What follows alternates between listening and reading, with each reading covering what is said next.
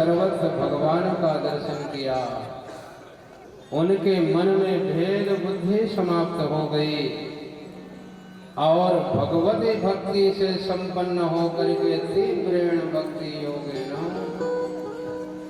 भगवान को प्राप्त कर लिया, मुक्त हो गए। बोलिए भक्तवत्सल भगवान। हमारे मनोरथी यजमान श्री सतीश भैया की आमंत्रण पर आज सभी सम्मानित जना रहे हैं। श्री हमारे नरेश शर्मा जी यहाँ पुलिस प्रशासन के वरिष्ठ अधिकारी रहे हैं, आप पधारे, आपका अभिवादन। हमारे भैया साहू जी हमारे गोरखपुर हाथीताल से आए हैं, उनका भी बहुत बहुत अभिवादन। जितने भी आप सवार हैं सबका अभिवादन, साधुवाद। महाराज करदम के मुक्त हो जाने पर भगवती देवहूति ने आकर के भगवान से प्रणाम निवेदन किया है। बहुत ही सुंदर प्रार्थना किया, प्रार्थना करके निवेदन किया कि भगवान मेरे मुक्ति के उपाय बताइए। मैं इस संसार सागर में रह करके अपने इंद्रियों को संतुष्ट करने का अनेक प्रयत्न करते हैं, परंतु सारे प्रयत्न विफल हो जाते हैं। और हम सब भी अक्सर सारे संसार के जितने भी लोग हैं, स्वांता सुखाए कर्म करो पुंसाम, सुख पाने के लिए तो हम सब कर्म करते हैं, परंतु इसी बीच में दुख आ जाता है। और ये जो सुख भी आता है दुख भी आता है। भगवती देवहूति ने कहा कि भगवान हम चाहते हैं कि हमारे जीवन में शाश्वत सुख बना रहे, कभी दुख ना आए। इसके लिए आप मेरा मार्गदर्शन करिए, मुझे उपदेश करिए। तब भगवान ने अपनी माँ से कहा कि माँ,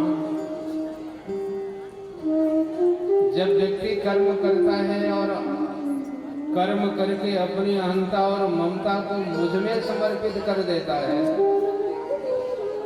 मुझ में विनिवेश कर देता है, तो बंधन से मुक्त हो जाता है। और जब व्यक्ति उन कर्मों का निवेश मुझ में नहीं करता है, उस कर्म का स्वयं अपने को कर्ता मान लेता है, तो फिर वो जीव बंधन में बंध जाता है। अब ये जो है बंधन हमारे जीवन से कैसे मुक्त हो, बंधन से मुक्ति कैसे मिले, तब भगवान कपिल देव ने माँ को समझाया, इसके लिए सतत अभ्यास करना पड़ेगा। अभ्यास करने से ही रसरी आवत जात ही सिर पर होत निशान। अभ्यास करने से ही हमारे जीवन में भगवत भक्ति का प्राकट्य होगा। भगवान कपिल देव ने कहा कि माँ, जब तक संतों का संग नहीं प्राप्त होगा तब तक हमारी कथा आपको प्राप्त नहीं होगी, और जब तक हमारी कथा आपको प्राप्त नहीं होगी तो आपके जीवन की व्यथा भी समाप्त नहीं होगी। और संतों का संग मिले, मिले कोई ऐसा,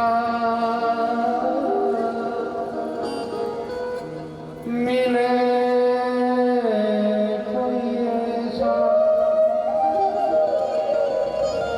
संत फकीर जो पहुँचा दे दरिया के तीर, जो पहुँचा दे दरिया के तीर।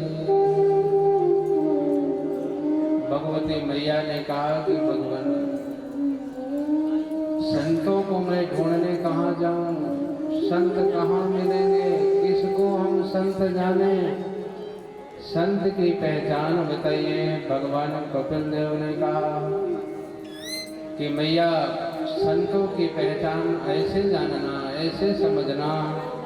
तितिक्षवः कार्णिकः सुहृदः सर्वदेव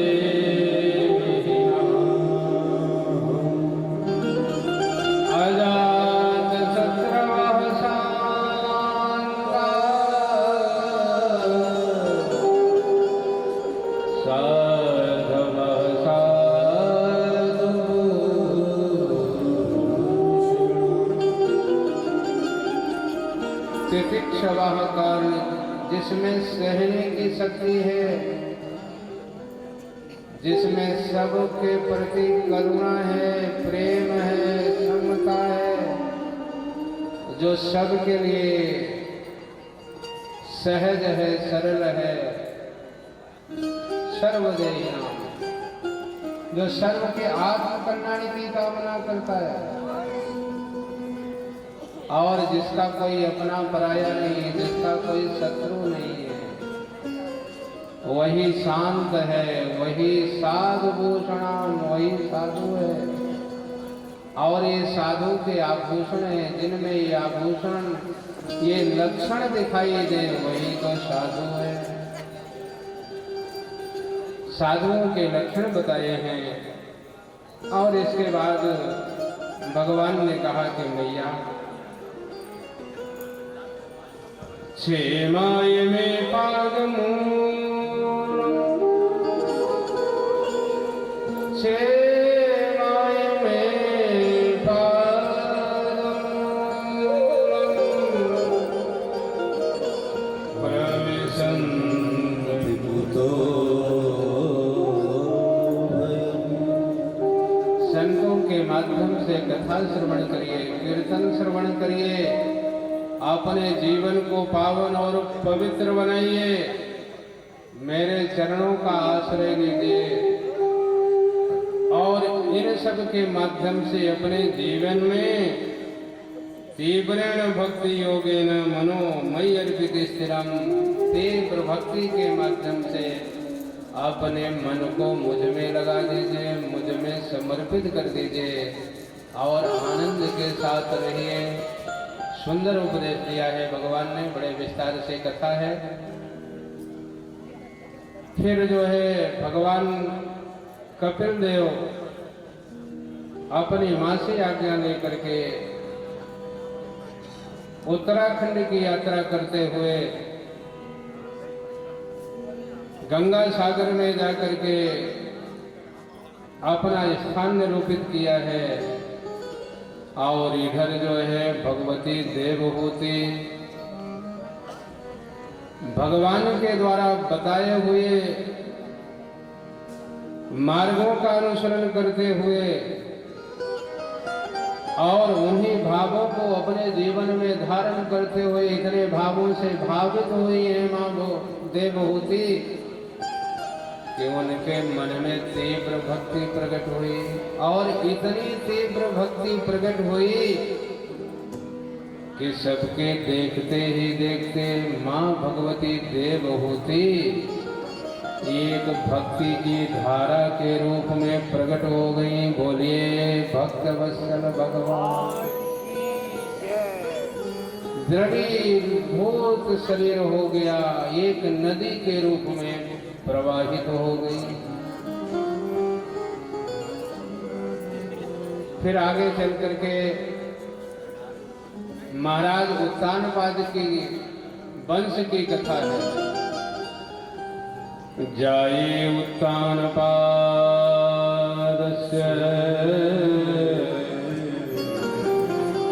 जाये उत्तानपादस्य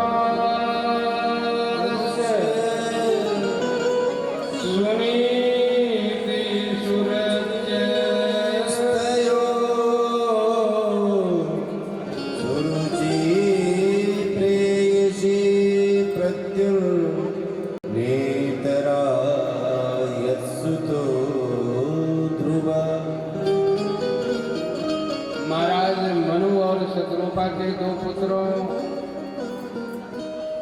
और उन 2 पुत्रों में उत्तानपाद के वंश की कथा पहले बताई गई। महाराज उत्तानपाद की 2 रानियां हैं, एक का नाम सुनीति और एक का नाम सुरुचि है। और जिस प्रकार से नाम है उसी प्रकार से गुण भी उनके जीवन में प्रकट हैं। एक सुनीति सुंदर नीति का अपने जीवन में आचरण करती है और एक सुरुचि अपने रुचि के अनुसार, नीति के अनुसार नहीं, रुचि के अनुसार। एक व्यक्ति गुरुमुखी होता है, शास्त्रमुखी होता है, कुटुंबमुखी होता है और एक व्यक्ति मनमुखी होता है। जो मन में आया, कोई मान मर्यादा का ध्यान नहीं रखना है। अपने मन से आचरण करने वाले को मनमुखी कहते हैं। अपने बड़ों के मार्ग पर चलने वाले को गुरुमुखी कहते हैं, जो गुरु के बताए हुए मार्ग का अनुसरण करता है। सुनीति और सुरुचि एक सुंदर नीति का आचरण करती है जीवन में और एक अपने मन के मुताबिक काम करती है। दोनों के यहाँ एक एक पुत्र हैं। सुनीति के यहाँ ध्रुव प्रकट हैं और सुरुचि के यहाँ एक बालक है जिसका नाम उत्तम है। एक दिन महाराज उत्तानपाद अपनी गोद में उत्तम को बिठा करके बैठे थे। ध्रुव जी आए। ध्रुव जी ने भी विचार किया कि काश मुझे भी पिता का आश्रय मिल जाता, पिता की गोद में मैं भी बैठ जाता। और ऐसा विचार करके पिता की गोद में बैठने के लिए जैसे ही आगे ध्रुव जी बढ़े, विमाता सुरुचि ने रोक दिया, रुक जाओ। यदि तुम्हें पिता की गोद चाहिए तो पहले इस शरीर को छोड़ दो, भगवान की साधना करो, उपासना करो, तपस्या करो। तपस्या करके जब भगवान प्रसन्न हो जाएं तो वर मांगना कि मुझे सुरुचि के गर्भ से पैदा कर दो, और जब मेरे गर्भ से पैदा होगे तब तुम राजा की गोद में बैठने के अधिकारी बन पाओ। तब साराध्य पुरुषं तस्यैवानुग्रहेण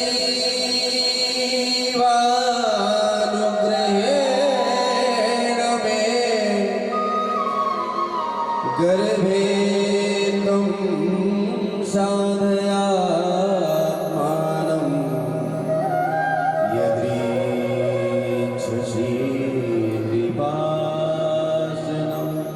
आज जब विमाता ने रोक दिया, ध्रुव के मन में संताप प्रकट हो गया। क्षत्रिय बालक हैं, मन में दुख हुआ। विलाप करते हुए अपने माँ सुनीति के पास गए। मैया सुनीति ने पूछा, बेटे क्यों रो रहे हो? रोने का कारण क्या है? सारी बात बता दिया श्री ध्रुव जी ने कि मैया ने रोक दिया है। और जब ध्रुव जी ने सारी बात बताया तो धन है ध्रुव की मैया। सबसे पहले उन्होंने जो संदेश दिया अपने पुत्र को, हम सबके बड़े काम का है। पहला संदेश दिया, मां मंगलम तात परेषु मस्ता, मां मंगलम तात परेषु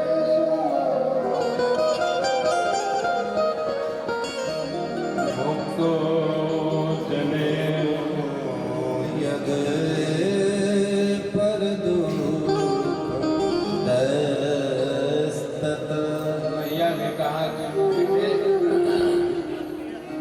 आपकी विमाता ने आपको अपमानित किया है, पिता के पास जाने से रोका है।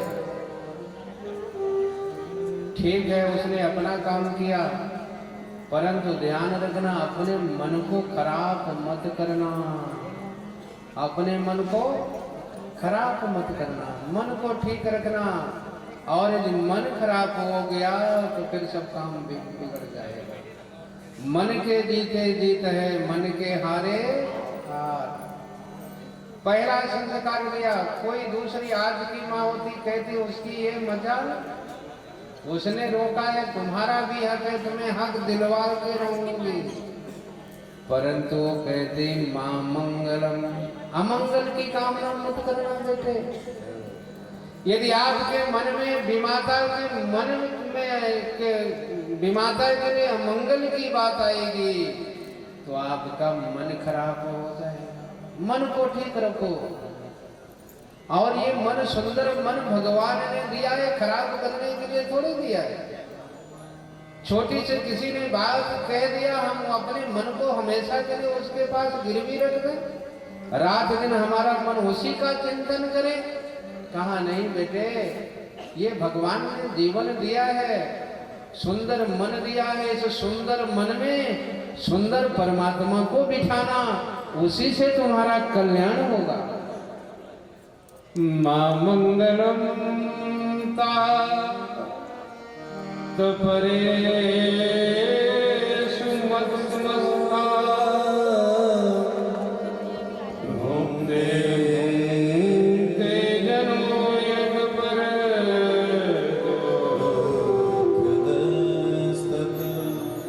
मैया ने कहा कि बेटे ध्यान रखना, ये सुख दुख तो व्यक्ति के प्रारब्ध से मिलते हैं, किसी के कहने पर सुख दुख नहीं मिलता। काहुन को सुख दुख कर दाता, निजकृत कर्म भोग सब भ्राता। और ये बात कौन ने कहा? ये बात लक्ष्मण जी ने निषाद राज से कहा कि काहुन को सुख दुख कर दाता, निजकृत कर्म भोग सब भ्राता। किसी को कोई सुख दुख देता नहीं, उसके प्रारब्ध के अनुसार सुख दुख मिलते हैं। तो निषाद राज देखिए, हम उसका अर्थ कैसे लगाते हैं। निषाद राज ने लक्ष्मण जी से पूछ लिया है कि भगवान यदि व्यक्ति के कर्मों से सुख दुख मिलते हैं, प्रारब्ध से सुख दुख मिलते हैं, तो बताइए भगवान राम के कौन से प्रारब्ध खराब थे कि राजमहल छोड़ करके वन वन में भटक रहे हैं, वन के घास फूस में लेटे, वो कौन से प्रारब्ध खराब थे? लक्ष्मण जी ने बहुत सुंदर उत्तर दिया। कहा कि भगवान राम के कर्म खराब नहीं थे, भगवान जितनी प्रसन्नता से अपने राजमहल में विश्राम करते थे, उतनी प्रसन्नता से यहाँ वन में अपनी इच्छा से भगवान विचरण कर रहे हैं। पिता दीन मोहि कानन राज। भगवान कहते हैं मैया चिंता मत कर, पहले मेरे पिताजी मुझे अवध का राजा बना रहे थे, पूरे संपूर्ण जगत का राजा बना दिया। पिता दीन मोहि कानन राजू। तो उस निषाद राज ने कहा फिर भगवान समझ में नहीं आ रहा है, आप क्या कहना चाह रहे हैं? जब भगवान राम के प्रारब्ध खराब नहीं थे और आप कह रहे हैं व्यक्ति के प्रारब्ध से सुख दुख मिलता है, फिर अरे कहा कि भगवान को पूर्ण काम है, आनंद सुख राशि है, सदा सर्वदा आनंद में रहते हैं, अपने मस्ती में रहते हैं। प्रारब्ध तो भैया तुम्हारे खराब है। निषाद राज ने कहा मेरे प्रारब्ध कैसे खराब है? अरे कहा तुम्हारे ऐसे खराब है, तुम देख देख करके दुखी हो रहे हो ना, देख करके दुखी हो रहे हो। और हम सबकी यही स्थिति है कि हम दूसरे के कर्मों के ठेकेदार ज्यादा बनते हैं, अपने कर्मों के ठेकेदार नहीं बनते, हम देख देख करके दुखी होते हैं। भगवती सुनीति ने कहा कि बेटे ये सुख दुख तो प्रारब्ध से मिलते हैं, अपने मन को खराब मत करना। फिर आगे दूसरा संदेश मैया ने दिया कि बेटे विचार करो, भले तुम्हारी माता है, तुम्हारे हक से तुम्हें रोका है, परंतु जो कहा तो ठीक ही कहा है कि व्यक्ति को यदि कुछ चाहिए, अकामो सर्व कामो वा मोक्ष काम उदार भी, कोई भी कामना मन में हो तो भगवान से आराधना करना चाहिए, भगवान की उपासना करना चाहिए। भगवान ही व्यक्ति को भोग और मोक्ष देने में समर्थ है। संसार के लोग तो अपने स्वार्थों के अनुसार आपका सहयोग करेंगे, अपने काम पूरे करेंगे और चलते बनेंगे। तो तुम्हारी विमाता ने जो कुछ भी कहा है ठीक कहा है। सत्यम सुरक्षा वेदम भवामि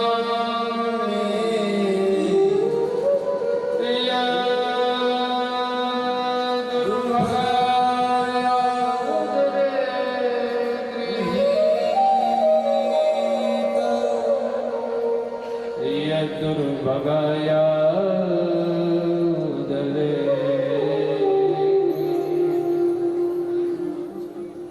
मैया कहती उसमें उसका दोष नहीं, दोष तो मेरा है।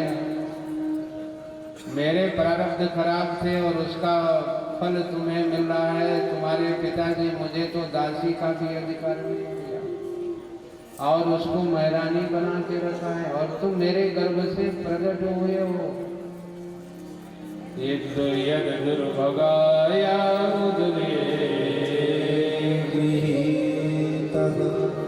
परंतु ये सब बात हो करके भी बेटे मैं तुमसे कहती हूँ कि तुम्हारे जो परदादा हैं, तुम्हारे जो पूर्वज हैं ना, मैया ने ध्रुव के पूर्वजों का स्मरण कराया। कहा कि तुम्हारे परदादा ब्रह्मा ने ब्रह्म पद को कैसे पाया, कहा साधना से, तपस्या से। उसी आदि पुरुष परमात्मा की तपस्या किया, साधना किया और ब्रह्म पद को प्राप्त किया। और तुम्हारे जो परदादा हैं, जो तुम्हारे दादा हैं महाराज मनु और शत्रुपा, उन्होंने भी भगवान की साधना किया है, तपस्या किया है और उसके माध्यम से राज्य, भोग और मोक्ष तीनों को प्राप्त किया है। इसलिए हे बेटे तमे अनन्य भावे, अनन्य भावे निज धर्म भावे,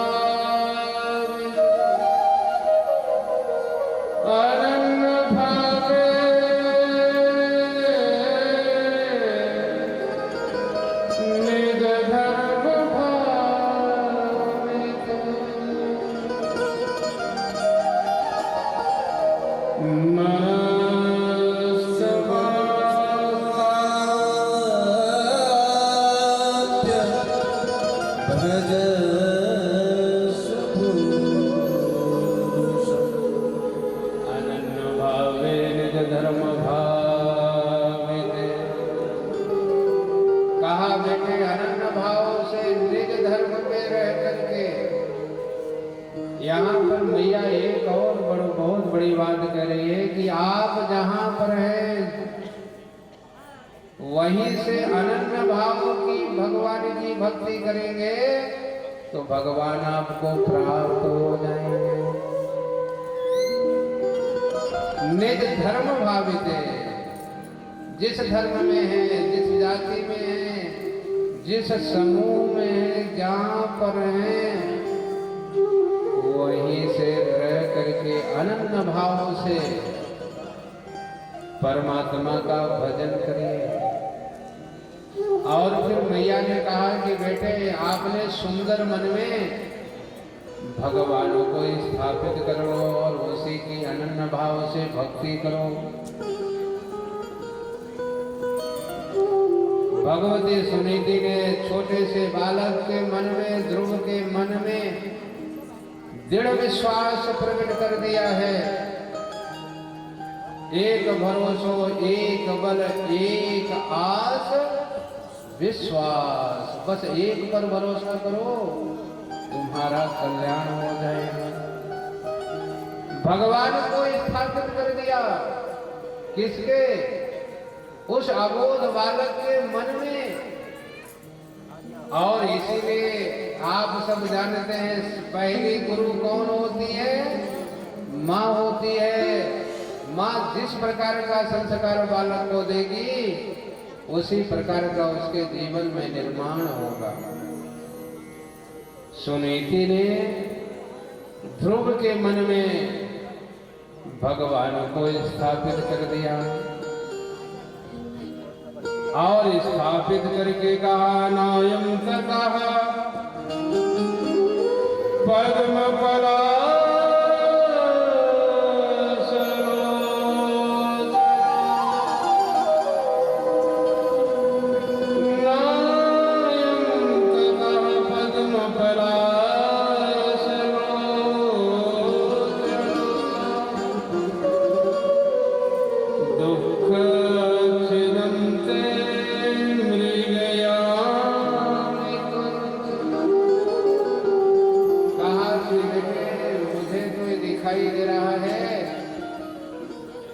कि तुम्हारे दुख को दूर करने वाला एकमात्र परमात्मा है। परमात्मा के अतिरिक्त कोई दिखाई नहीं देता। इसलिए उस परमात्मा को अपने मन में स्थापित करके अनन्य भाव से उसका भजन करो, तुम्हारा कल्याण हो जाएगा। और श्री मैत्रेय जी कहते हैं कि माता सुनीति ने सुंदर उपदेश दिया, सुंदर संस्कार दिया और उस उपदेश को ग्रहण करके भगवान को मन में स्थापित करके ध्रुव जी चल दिए वन की ओर और उसी परमात्मा से निवेदन करते हैं, प्रार्थना करते हैं कि भगवान कोई न सहारा बिन तेरे,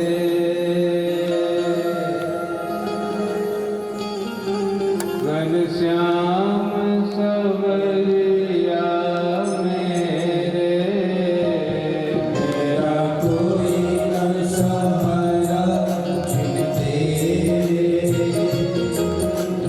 श्याम सवरिया मेरे, ओ मेरा कोई न सहारा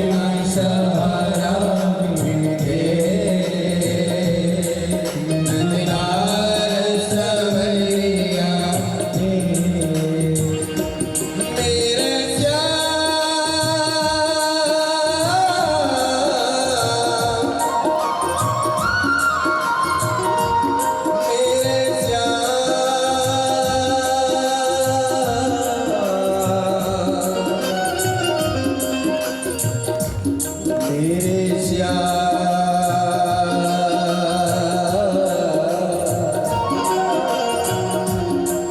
नदीलाल तेरे दीदार बिना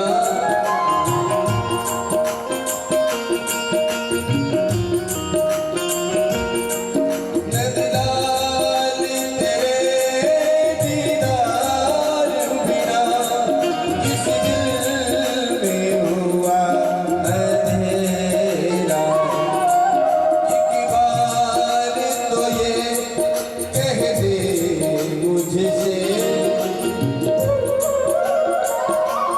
तू मेरा है, तू मेरा कोई ना, मेरा कोई ना, मेरा कोई ना सहारा बिन तेरा। लाल सवैया मेरा कोई ना सहारा बिन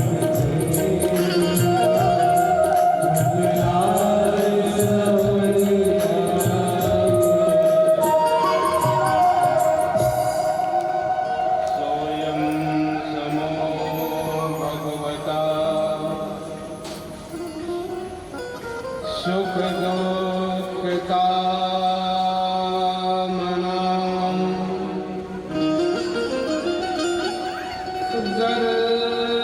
दर्शिता कृपया कुंजा दुर्दर्शो स्मृत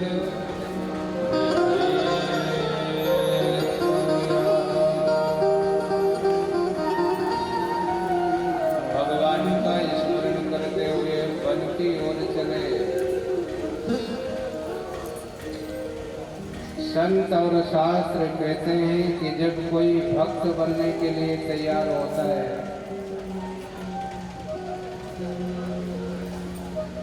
उस दिन भगवान नारायण के वैकुंठ में उत्सव मनाया जाता है।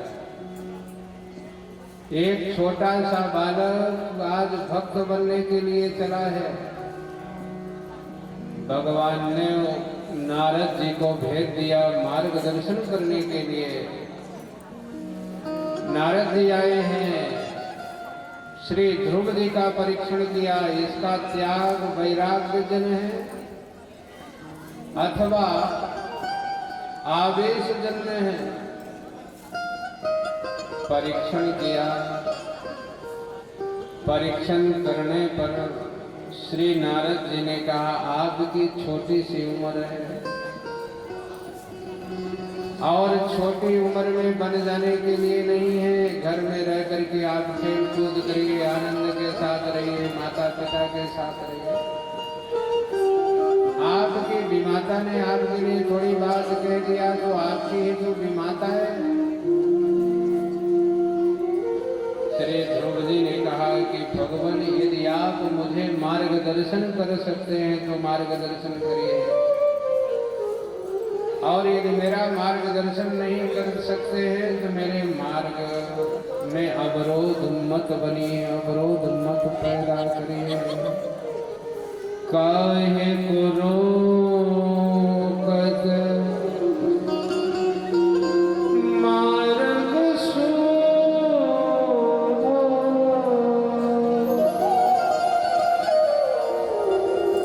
काहे को रोकत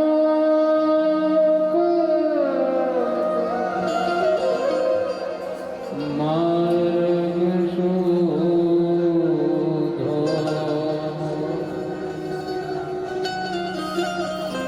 जब उद्धव जी ब्रज में पधारे, गोपिकाओं को उपदेश करने लगे। गोपिकाओं ने कहा कि उद्धव जी निर्गुण कौन देश को बल, काहे को रोकत मार्ग शुभो।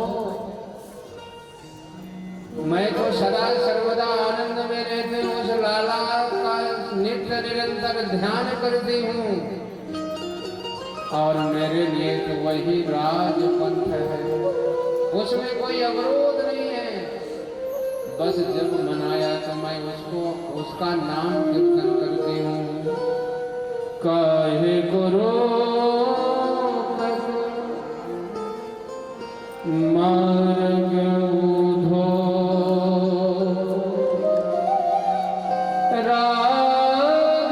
राजपंथ क्यों रोधे,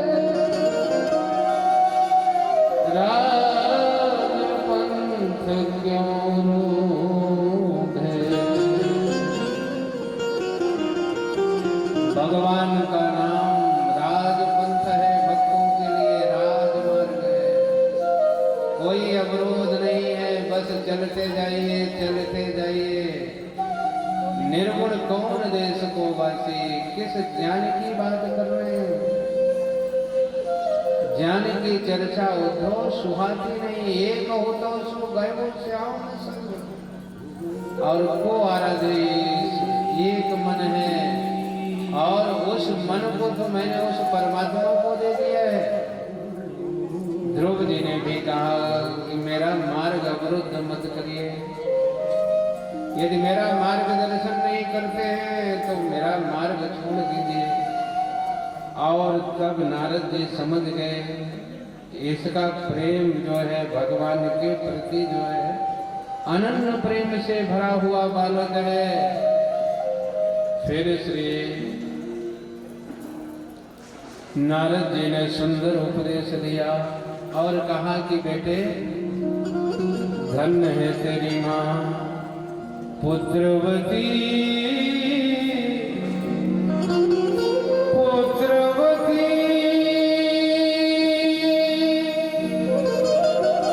युवती जग सोई,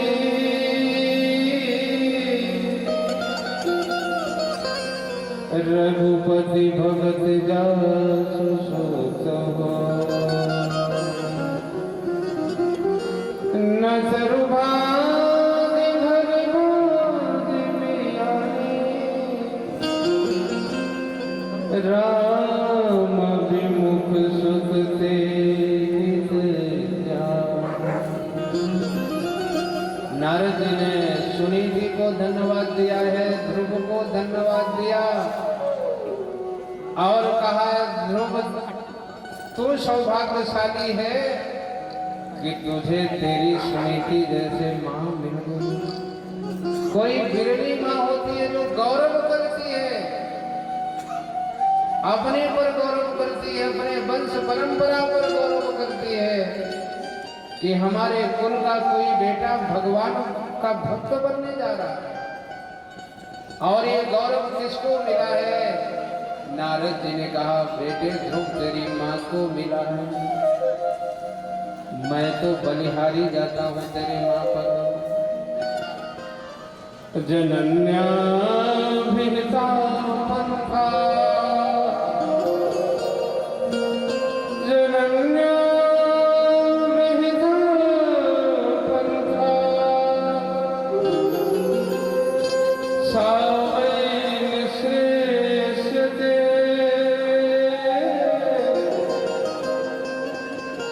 भगवान वासुदेवस्तं भज तद प्रणवा।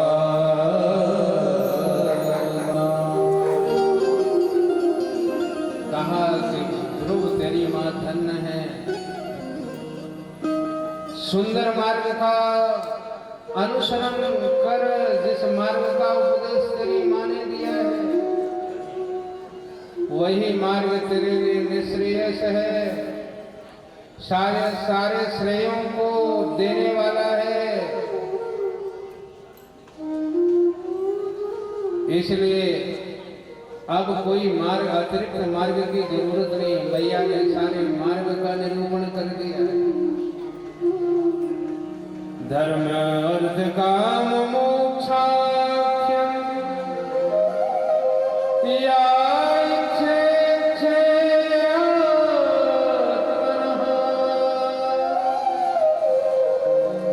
एकमेव हरस्य यत्र कारणं पादसे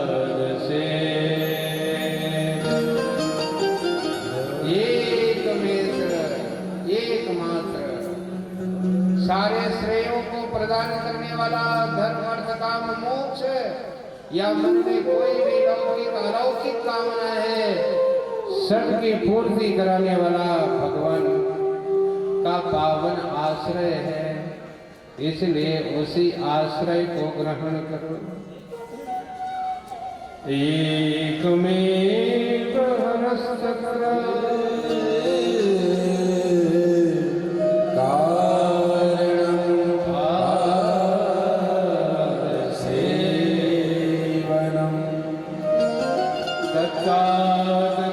भद्रं ते यमुनायास्तकं शुचि पूर्णं मधुवनं यत्र सानिध्यं विद्यते।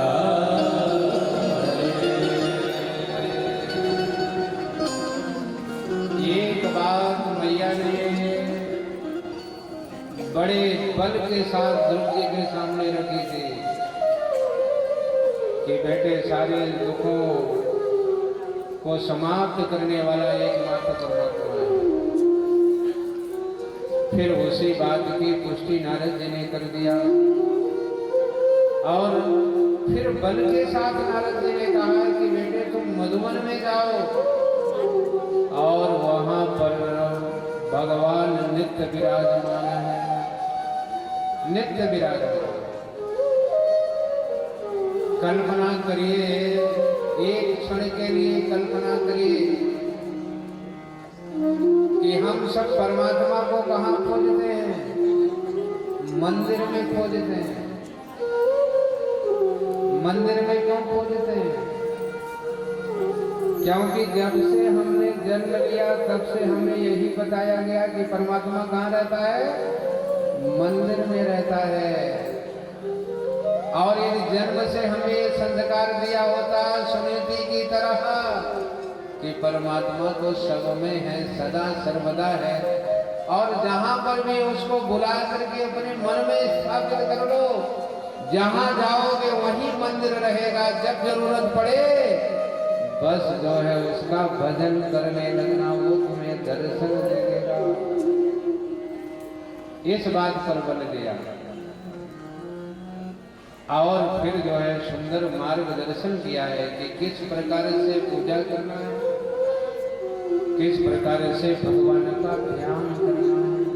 ध्यान की विधि बताया, पूजा की विधि बताया, और जो कल ध्यान की विधि महाराज सुखदेव ने महाराज परीक्षित को बताया, उसी को नारद जी ने ध्रुव को बताया है। पहले आसन की सिद्धि करिए, फिर अपने श्वासों पर नियंत्रण करिए, और फिर जो है सुंदर संग करिए, अपने जितेंद्रिय इंद्रियों पर विजय प्राप्त करिए, और फिर अपने मन को ले जाकर के परमात्मा के चरणों से लगा दीजिए। और एक बात कहा श्री नारद जी ने कि बेटे वहां मधुबन में मान लो परमात्मा नहीं मिलता है तो इसी पृथ्वी माँ को ही परमात्मा का रूप मानना। इसी पृथ्वी में ही जो वस्तु है, पत्रम पुष्पम फलम तोयम, भगवान कहते हैं कि मैं तो भाव का भूखा हूँ। भाव से जो भक्त मुझे अर्पित करता है वो मुझे स्वीकार है।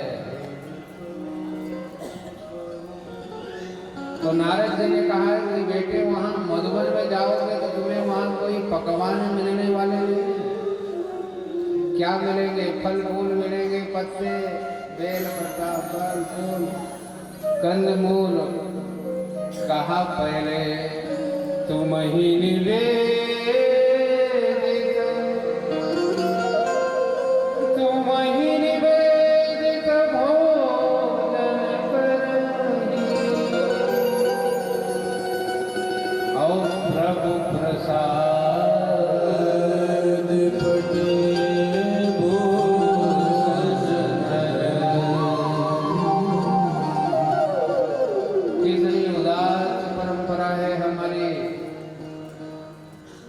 हम ठाकुर जिसे कहते हैं कि भैया ठाकुर जी प्रसाद पाओ। भक्त कर्मा माई की कथा आप सब सुने हैं, अनेक प्रकार की कथाएं हैं भक्त मार्ग में। कर्मा मैया के पिताजी चले गए कहीं तीर्थ यात्रा में और बोले बेटी जगन्नाथ भगवान को भोग लगा देना, और भोग लगाने के बाद प्रसाद पाना बेटी। और सेम टू सेम कथा कर्मा माई की है, जैसे ये सुनीति ध्रुव की कथा है। पिता ने अपने पुत्री के मन में दृढ़ विश्वास प्रकट करके गए। क्या प्रकट किया? पहले ठाकुर जगन्नाथ को भोग लगाना है और फिर जो प्रसाद बचे उसको पा लेना। अब पिताजी चले गए, कर्मा माई ने भगवान ठाकुर जी का आवाहन किया, भोग लगाया। अब उस भली बेचारी को ये पहले से पता नहीं था कि भगवान आके भोग स्वीकार करते तो भाव का भोग लगाते थे पिताजी। और जब भगवान ठाकुर जी नहीं आए तो कर्मा माई के नेत्र सजल हो गए। कर्मा मैया ने कहा ठाकुर जी मेरे जीवन में क्या कमी है, क्या कमी रह गई, क्या त्रुटि रह गई। हमारे पिताजी के द्वारा दिया हुआ भोग स्वीकार करते थे और आज भोग स्वीकार नहीं कर रहे हैं। नेत्र सजल हो गए, विलाप करने लगे। हरी थाली भर के लाई खींचड़ो ऊपर घी की बात जी मो मारा श्याम धनी जी मावे बेटी जा। थाली भर कर लाई खींचड़ो ऊपर घी की बात जी मो मारा श्याम धनी मावे बेटी जा। जी में मारो श्याम जी मावे बेटी जा। थाली भर के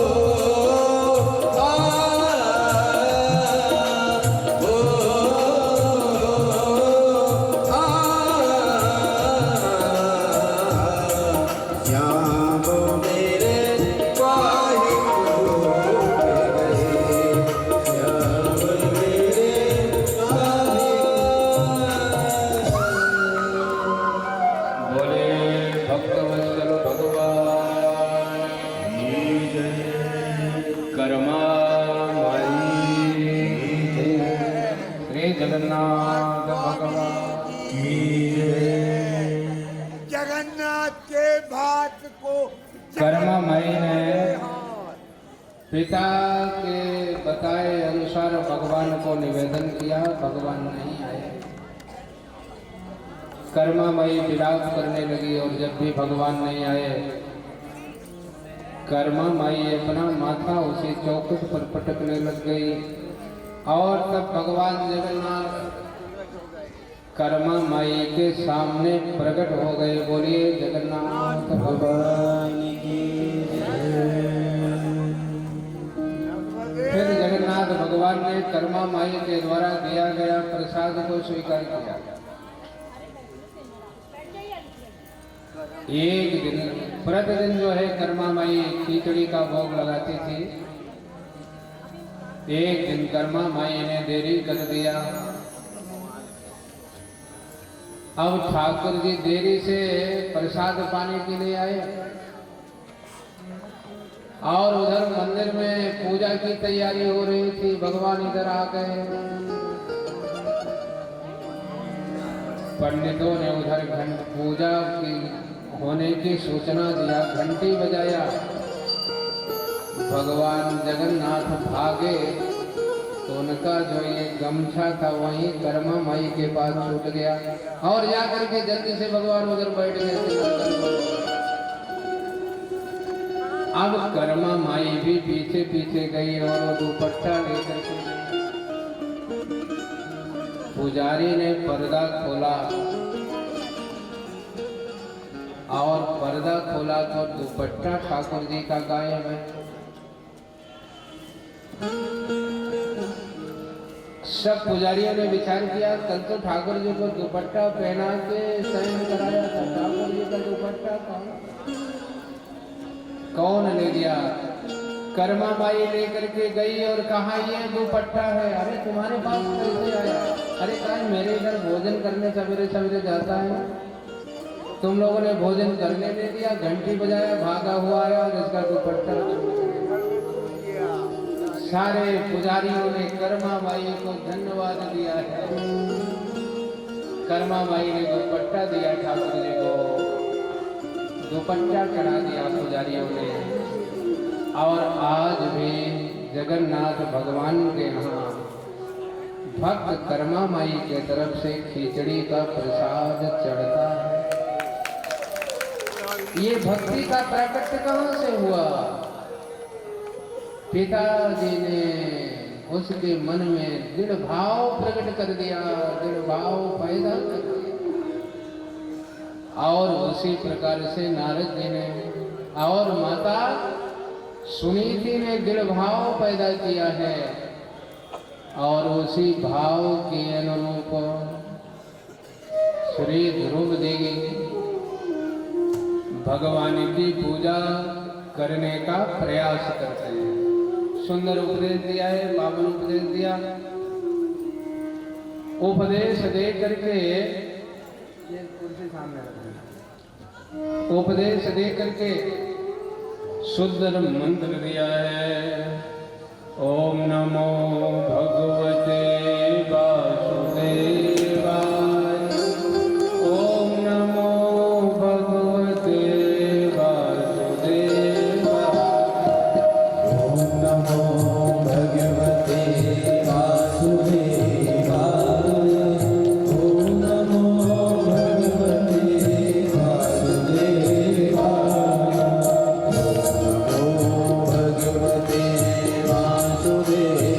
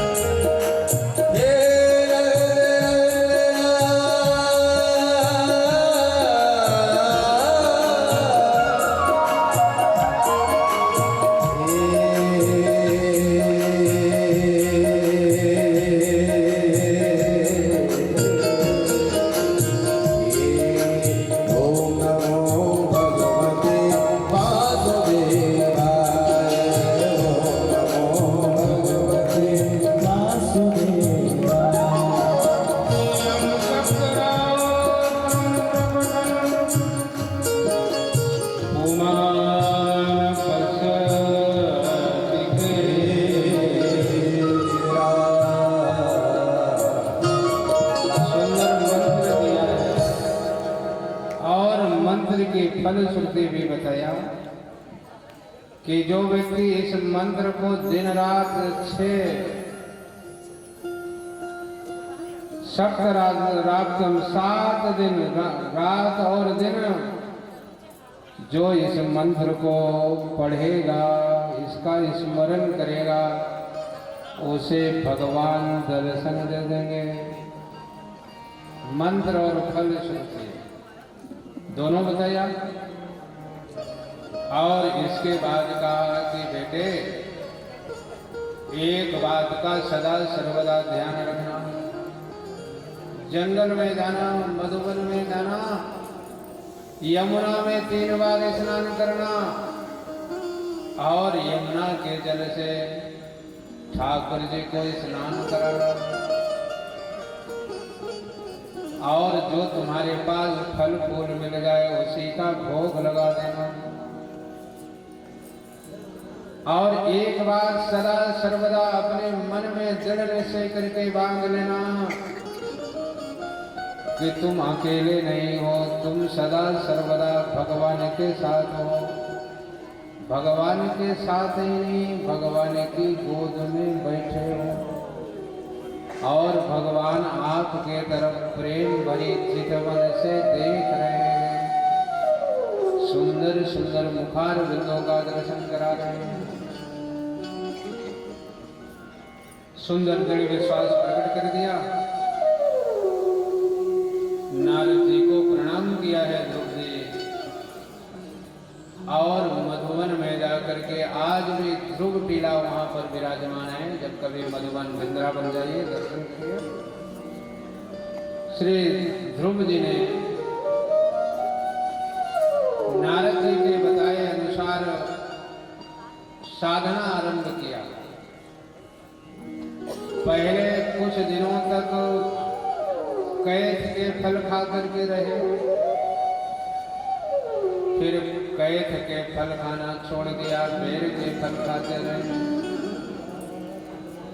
फिर बेल के फल खाना भी छोड़ दिया, फिर बेल के पत्ते पाते थे, फिर बेल के पत्तों को पाना भी छोड़ दिया, फिर यमुना जी का पावन जल पान करके भगवान की साधना करते थे, और फिर जल को भी छोड़ दिया, फिर सिर्फ और सिर्फ हवा पा करके श्वास ले करके ही भगवान की आराधना करते थे। तीव्र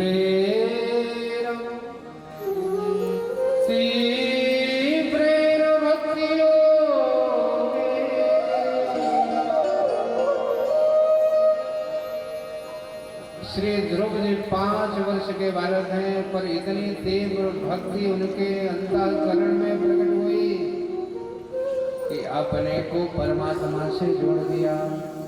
ध्रुव और परमात्मा एक हो गए, भक्त भगवान एक हो गए, कोई भेद नहीं रहा।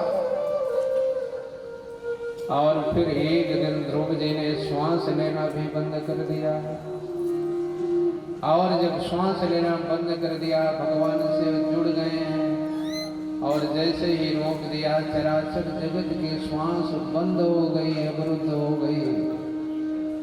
सारे देवता भगवान के पास गए, भगवान क्या हो रहा है, मेरी रक्षा करिए, मेरी रक्षा करिए। कोरोना आया था तो श्वास भी रुक रही थी, जबकि पूरे विश्व में इतना ही मची थी। सबने जाकर के भगवान से प्रार्थना किया। भगवान ने कहा चिंता मत करो, एक छोटा सा बालक मेरी अनन्य भक्ति कर रहा है, मैं जाकर के उसको दर्शन दूंगा, उसको धन्य करूंगा, आपकी समस्या का समाधान हो जाएगा। श्री सुखदेव जी कहते हैं कि आज सारे जगत के लोग भगवान के दर्शन करने जाते हैं, परंतु आज भगवान मधुरवनम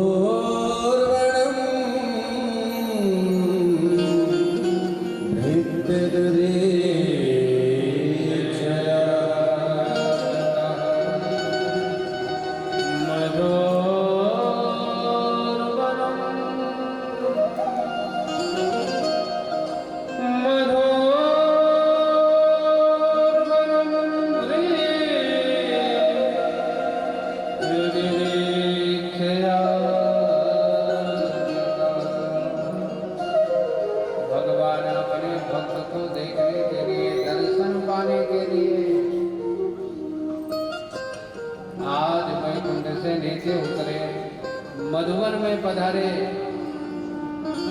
श्री ध्रुव जी दृढ़ धारणा के साथ भगवान के पावन स्वरूप का दर्शन कर रहे हैं, आनंद में मग्न हैं।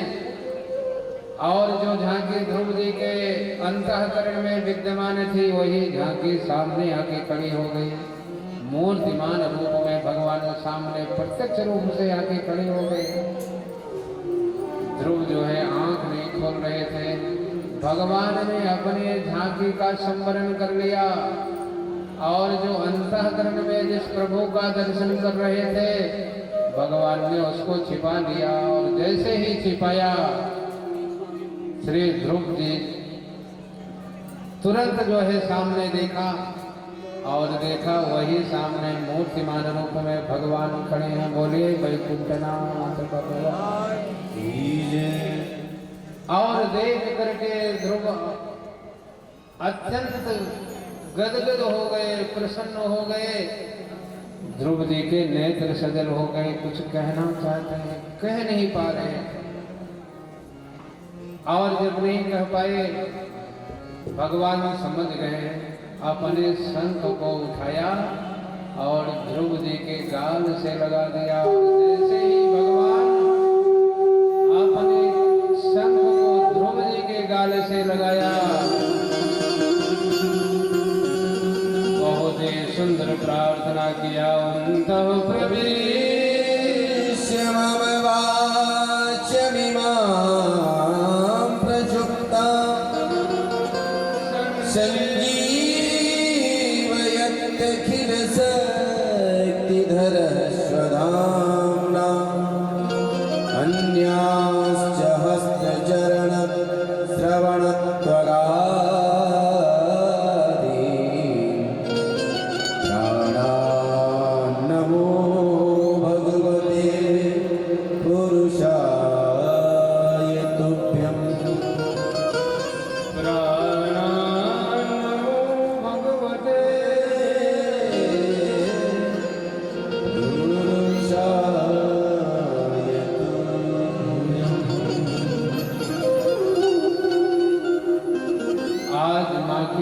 सफल हो गई।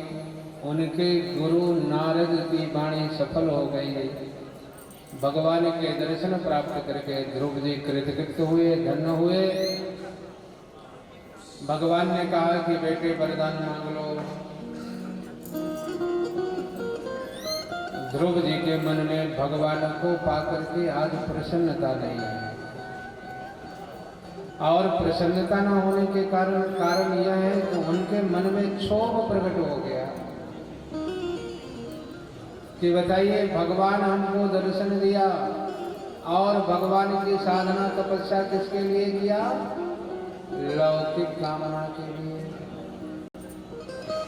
मानो भगवान की ओर देख रहे हैं, भगवान से निवेदन कर रहे हैं कि भगवान मैं तो छोटा सा बालक हूँ और छोटे बालक तो सदैव गलती करते हैं, कृपा करिए मेरा जिसमें कल्याण हो उसका निरूपण करिए।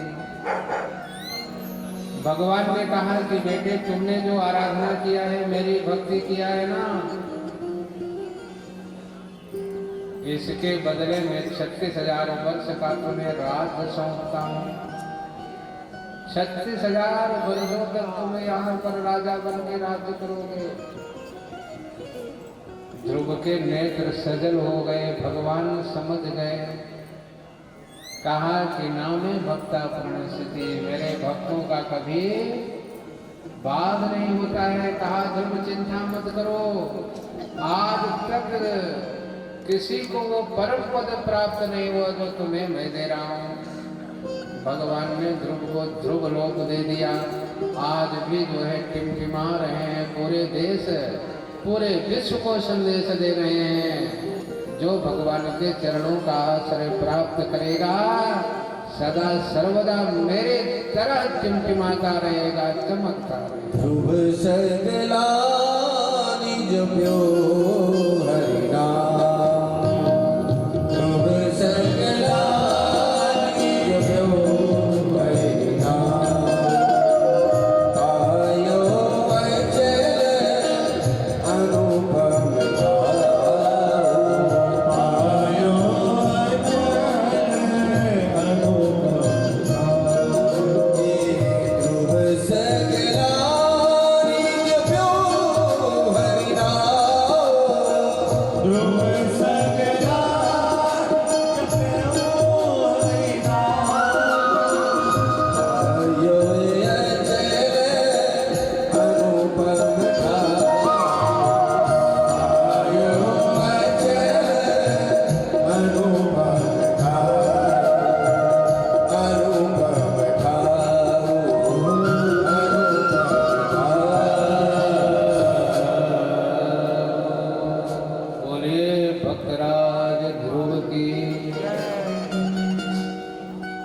कुलं पवित्रं जननी कृतार्थः वसुन्धरा पूज्यवती च ते स्वर्गोऽपि पितॄन् नित्यन्ततेषाम् येषां कुलं वैष्णवनामधे।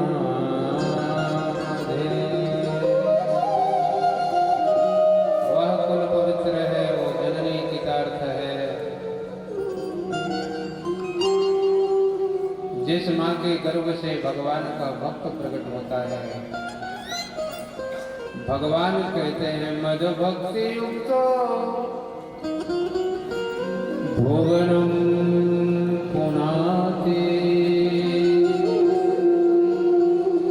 भुवनम पुना।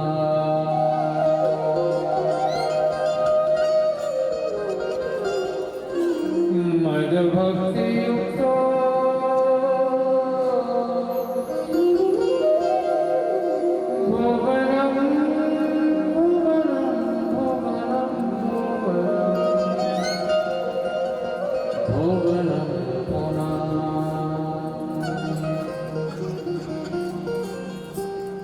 संसार में बहुत लोग आते हैं, आके चले जाते हैं, पर नाम उन्हीं का होता है जो कुछ करके गुजर जाते हैं। हमारे जीवन के पाछे साहू समाज का गौरव है माई कर्मा माई। पूरे विश्व के गौरव हैं ये ध्रुव जैसे भक्त जिन्होंने भगवान की भक्ति किया है, भगवान को पाया है और हम सबको संदेश दे के गए कि यदि कोई भी मेरे जैसा थोड़ा भी अनुसरण करेगा उसके जीवन में मंगल ही मंगल होगा। ऐसे समय की दृष्टि से 6 बज गए हैं, समय तो पूरा हो गया और आज अभी एक ही कथा पूरी हुई 3 घंटे में द्रौपदी की कथा और सारी कथा बची है। बताइए कैसे नंदनंदन का जन्म कराएं। आप सब कथा सुनते रहते हैं, इन कथाओं को स्पर्श कर लेते हैं। भगवान की कथा ऐसी है कि जिस कथा में आप प्रवेश कर जाइए बस निकलने का मन ही। अभी ध्रुव की कथा इतनी बची है कि पूरे 3 घंटे और बीत सकते हैं, इतनी कथा बची हुई है। ध्रुव जी ने भगवान को पाया है, मौत पर विजय पांव रखकर। एक ऐसे भक्त हुए जिनके सामने मौत आकर के हाथ जोड़ के खड़ी हो गई और कहा कि मुझे भी पावन कर दे, पवित्र कर दे।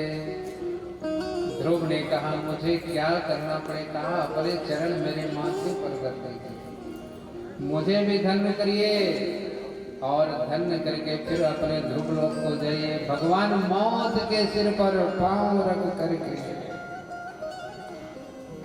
ध्रुव लोक को गए। भगवान का विमान आया है लेने के लिए। ध्रुव जी का विमान चला। ध्रुव जी ने कहा भैया रोको रोको रोको, मेरी माँ छूट गई। भगवान के पार्षदों ने कहा तुम्हारे जैसा जिस माँ के गर्भ से पुत्र प्रकट होता है ना, पहले उसके लिए विमान देखो, तुम्हारी मैया आगे आगे जा रही है। ध्रुव लोक को प्राप्त किया। ध्रुव के वंश में महाराज अंग हुए। अंग के यहाँ बेन राजा हुआ। बेन राजा बनकर के जो है तामसी राजा हुआ। घोषणा कर दिया मैं राजा ही भगवान का रूप है, राजा में ही सबका दर्शन करो, राजा की पूजा करो, राजा की पूजा से ही सबकी पूजा हो जाएगी। यज्ञ बंद करा दिया, हवन बंद करा दिया, पूजन बंद करा दिया। सारे आचार महात्मा मिलकर के सज्जन लोग आए और जोर से उसके सामने हुंकार बड़ा दहाड़ मारा। इतना कमजोर होते हैं नास्तिक लोग, तामसी लोग के दहाड़ से इनका काम तमाम हो जाता है। मारा गया, मारना नहीं पड़ा, अपने आप मर गया। मृत्यु की पुत्री सुनीता उसकी माँ थी, उसने उसके शरीर का संरक्षण कर दिया, रख लिया। बाद में सबने मिल करके उसका मंथन किया और उसके मंथन से एक जो है काले रंग का पुरुष प्रकट हुआ, जो निषाद के रूप में जाना जाता है। फिर से उसका मंथन किया गया। मंथन होते ही महाराज पृथु प्रकट हुए, भगवती अर्ची देवी प्रकट हुई। बोलिए पृथु महाराज। 24 अवतारों में एक अवतार महाराज पृथु का भगवान के ही अवतार हैं। अर्ची देवी साक्षात लक्ष्मी के अवतार में महाराज पृथु का प्राकट्य हुआ। महाराज पृथु को राजा बना दिया गया। महाराज पृथु की सब पर प्रजाजन जयकार करने लगे, महाराज की जय हो जय हो जय हो। महाराज पृथु ने कहा भाई रुको तो, झूठी जयकार क्यों कर रहे हो? प्रजाजनों ने कहा कि महाराज आप राजा बन गए। अरे कहा राजा बन गए, परंतु राजा के कोई काम तो करने दो, तब तो जयकार करो। कहीं बेल जैसा मैं भी राजा बन गया तब तो हुंकार मारोगे, मारने के लिए तैयार। पहले देखो तो सही। संदेश स्पष्ट है। आजकल भी हम सब जो मतदान करते हैं, जो विधायक मंत्री बन जाते हैं ना, कुछ काम करे न करे जयकार पहले ही करने लगते हैं। वो विचार करते हैं कि बिना कुछ किए जयकार हो रहे हैं तो काम करने की जरूरत ही कहाँ बची। परंतु हमारे देश के आदि राजा, आदर्श राजा महाराज पृथ्वी हुए, उन्होंने कहा कि नहीं, अभी तो मैंने कुछ किया नहीं, और जब कुछ किया नहीं तो झूठी जयकार मत करो। रोक दिया प्रजाजनों। फिर प्रजाजनों ने अपना दुख सुनाया महाराज पृथु के सामने। महाराज ने फिर पृथ्वी का दोहन किया। इस धरा को धन धान्य से समृद्ध किया, समतल किए, सुंदर नगर बसाए, बस्तियां बसाई, अहीर की बस्तियां बसाई, ऐसा भागवत में लिखा है। आज राजा हुए। ये सब करके फिर महाराज पृथु भगवान को पाने के लिए 100 अश्वमेध यज्ञ करने का संकल्प लेते हैं। 99 यज्ञ पूरे हो गए और 99 यज्ञ पूरे हो जाने के बाद इंद्र का सिंहासन डुल गया कि 100 पूरे हो गए तो फिर हमारी जगह इनको मिल जाएगी।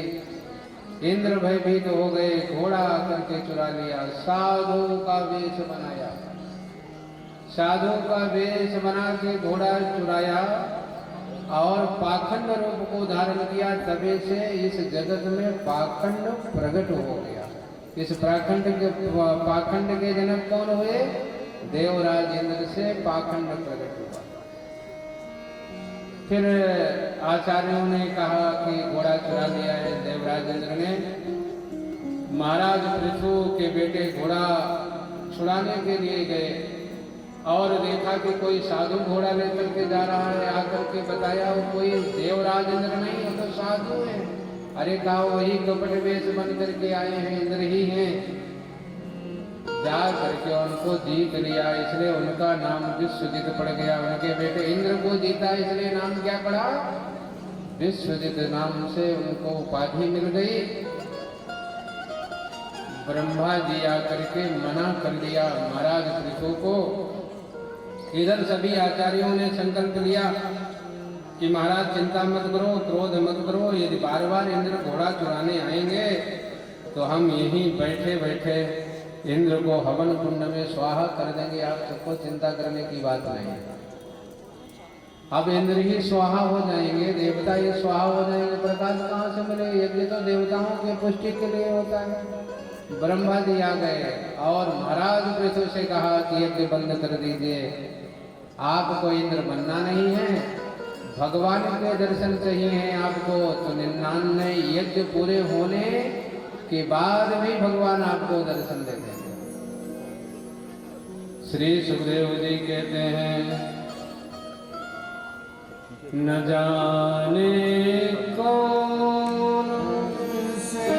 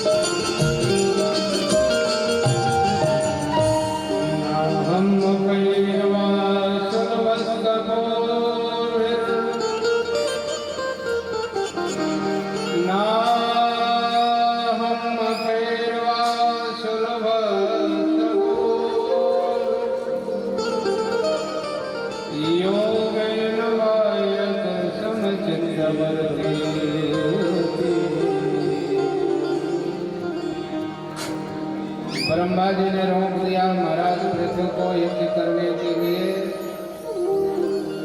ब्रह्मा जी की बात महाराज पृथ्वी मान गए।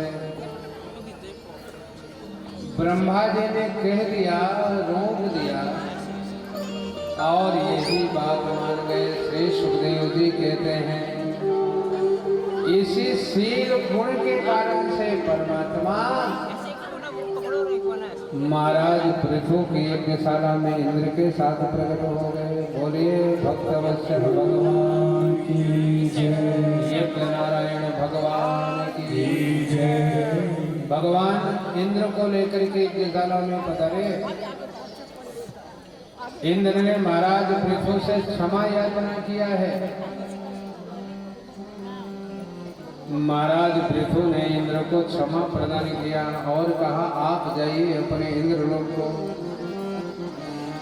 अब बचते हैं भगवान और भक्त।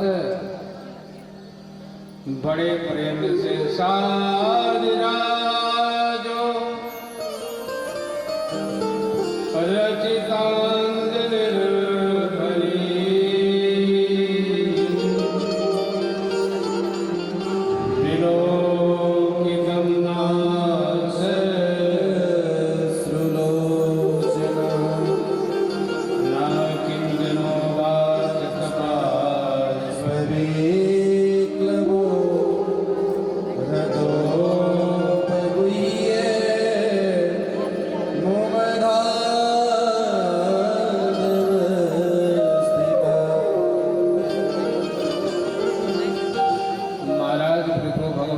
दर्शन कर रहे हैं। अनन्य भाव से दर्शन कर रहे हैं, प्रेम से दर्शन कर रहे हैं। उनके नेत्र सजल हो गए।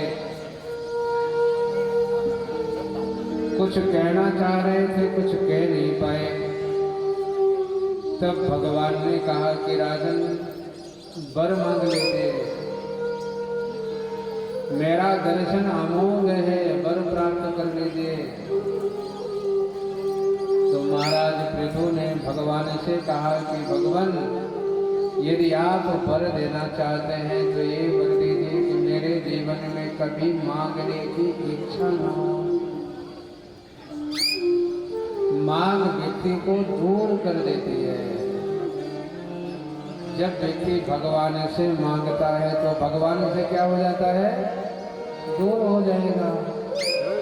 भगवान के भक्त कहते हैं कि भगवान हमें दूर मत करिए, अपने पास रखिए।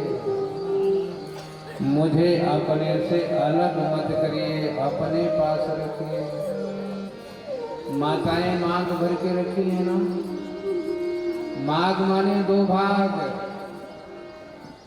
माघ जो है व्यक्ति को दो भागों में विभक्त कर देता है। भगवान के भक्त कहते हैं भगवान मुझे मांगने की इच्छा खत्म हो जाए। यदि मैं कुछ मांगूंगा तो मैं आपसे दूर हो जाऊंगा। मैं तो आपके पास रहना चाहता हूँ।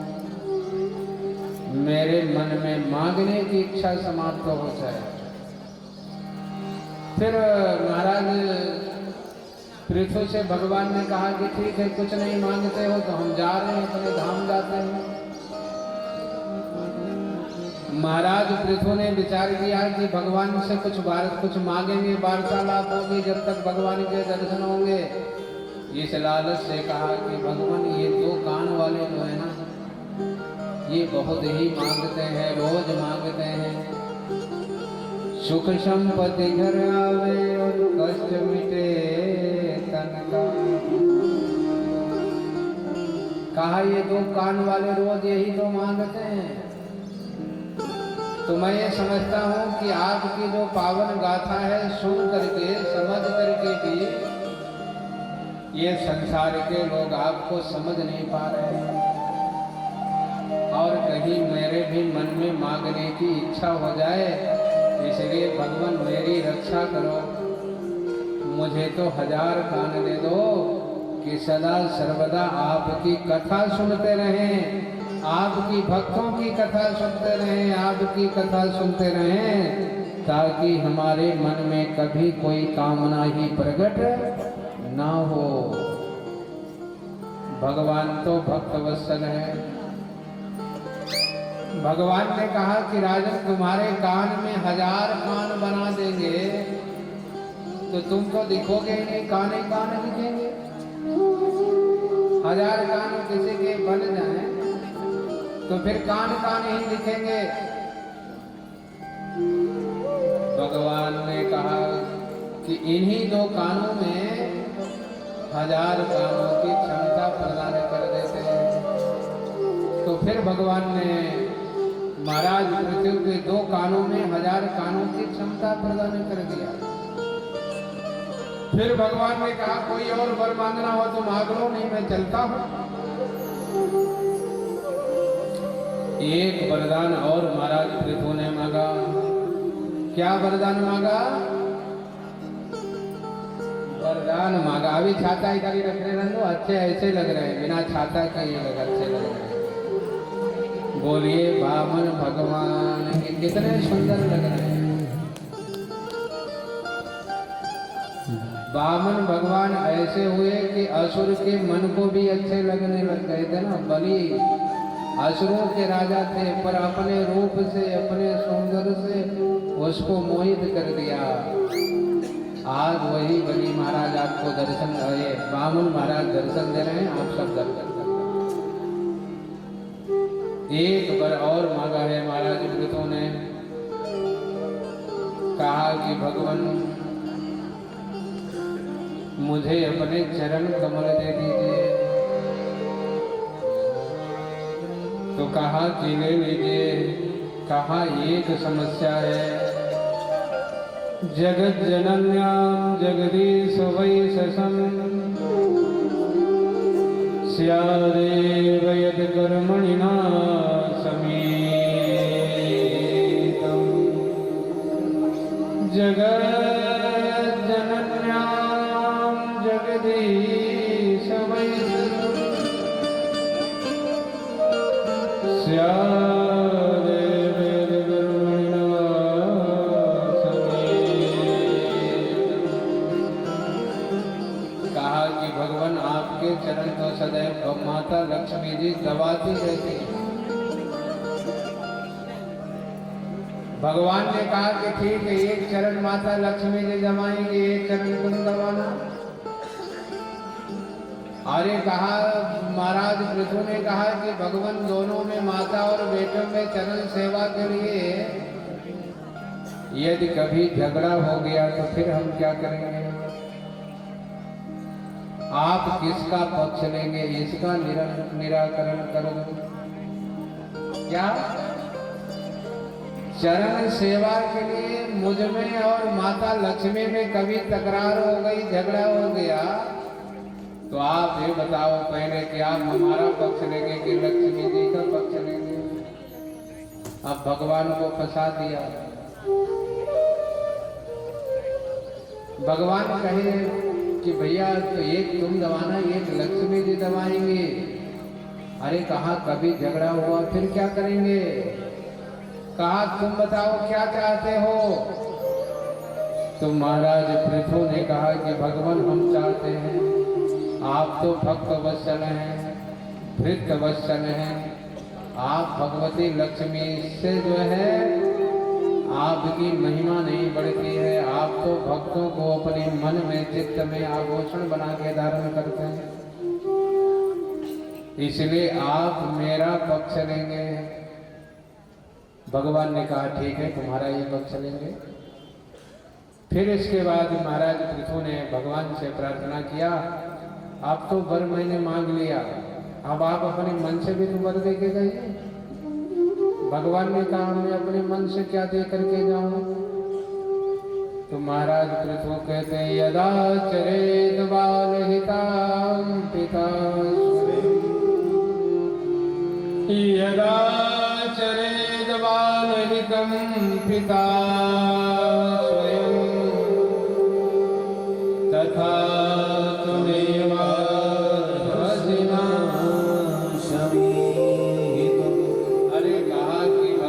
माता पिता का भी तो कुछ कर्तव्य होता है ना, कि अपने बेटे के लिए कुछ करके जाएं। और आप तो पूरे जगत के पिता हैं, माता हैं, बंधु हैं, सखा हैं, सब कुछ हैं। अब आप बताइए मेरे जीवन में कमी क्या रह गई? किसकी जरूरत रह गई है? और मुझे क्या करना है? किससे मेरा कल्याण होगा? तब भगवान ने कहा कि मैं बात समझ गया, तुम्हारे कल्याण की बात करना है। तो भगवान ने कहा इत्यादि राजेन नुकास विश्वदृक् समाहरा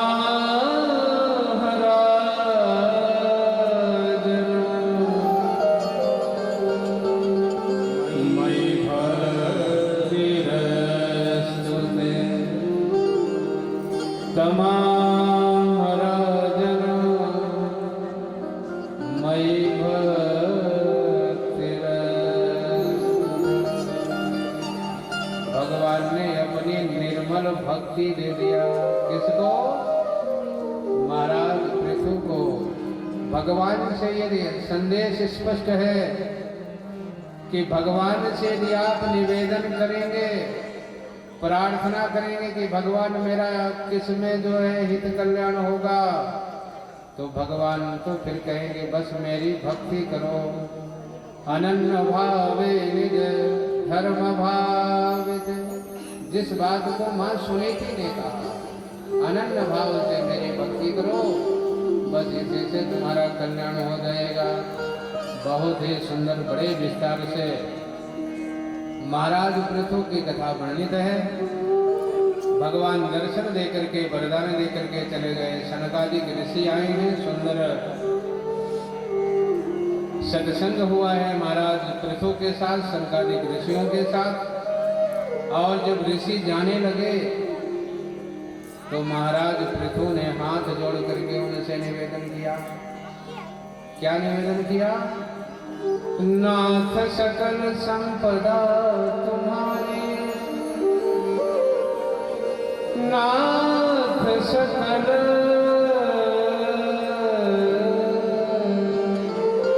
संपदा तुम्हारी।